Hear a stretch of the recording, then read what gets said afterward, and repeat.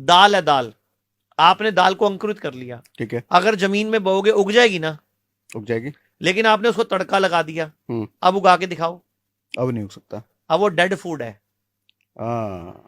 आप dead food खा के जीवन की उम्मीद लगा रहे हो।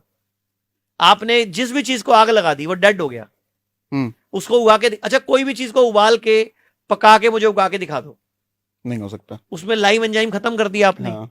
अब मुझे बताओ उसमें जीवन बचा कहां, और आप उम्मीद लगाते हो न्यूट्रिशन डेफिशिएंसी होगी, फिर आप मल्टीविटामिन लेते हो, फूड सप्लीमेंट लेते हो।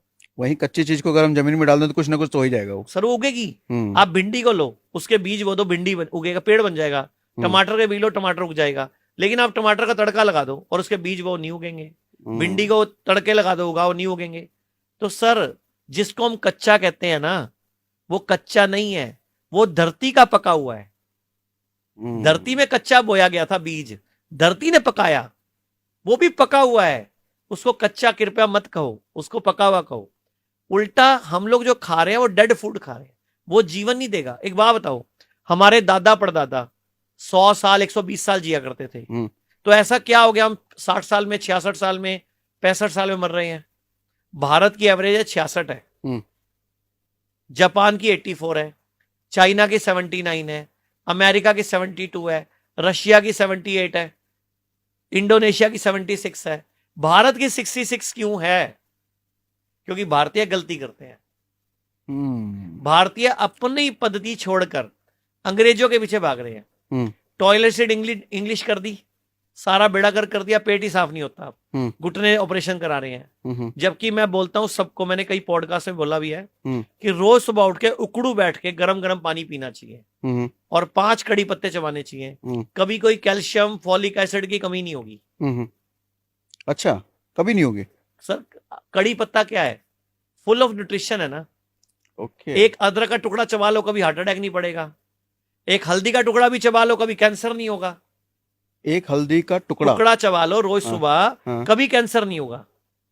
एक हल्दी अदरक का टुकड़ा चबा लो रोज, कभी हार्ट अटैक नहीं पड़ेगा। चबा के मतलब क्या, खा जाए? चबाना और अंदर निकल जाओ ना, नेचुरल है ना वो तो। उसका रस लेना है।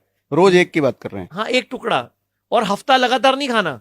4 दिन 5 दिन खाओ, 6 दिन खाओ, फिर 1-2 दिन छोड़ दो, क्योंकि बॉडी सम हो जाती है। जो भी चीज हम रोज खाते हैं बॉडी को उसकी आदत पड़ जाती है, उसका असर नहीं होता। तो रोज कभी कोई चीज नहीं खानी चाहिए। आप याद करो, बचपन में हम पूरा साल गेहूं कभी नहीं खाते थे। कभी गेहूं खाते थे, कभी बाजरा खाते थे, सीजनल, कभी रागी खाते थे, कभी मक्की खाते थे। अभी पूरा साल गेहूं खाते हैं हम, फिर हम कहते हैं बीमार भी ना पड़े। अस्थमा हो गया, फिर बीपी हो गया, शुगर हो गया। क्यों हो रहा है? क्योंकि हम ऐसा अनाज खा रहे हैं जो पूरा साल खाने का नहीं है। तभी कहते हैं सीजनल खाना खाना चाहिए। बिल्कुल, जो सीजन में मिल रहा हो वो खाओ। अनाज भी अभी हम क्या है, सीजन की सब्जी तो खा लेते हैं, लेकिन गेहूं सेम है हमारा। एक कभी भी गेहूं और चावल इकट्ठा नहीं खाना चाहिए। एक टाइम पे एक अन्न खाना चाहिए, क्योंकि हर अन्न का एक अपना डाइजेशन का टाइम है। तो 2 अन्न एक साथ नहीं खाने चाहिए। हम क्या करते हैं, घर में गेस्ट आया, चावल भी बना देंगे, गेहूं भी बना देंगे, रोटी भी बना देंगे। नहीं खाना, एक टाइम पे एक अनाज। ओके। अच्छा, एक अभी 2 पॉडकास्ट मैंने देखे। एक तो आपका पॉडकास्ट देखा था, किसी और का देखा था।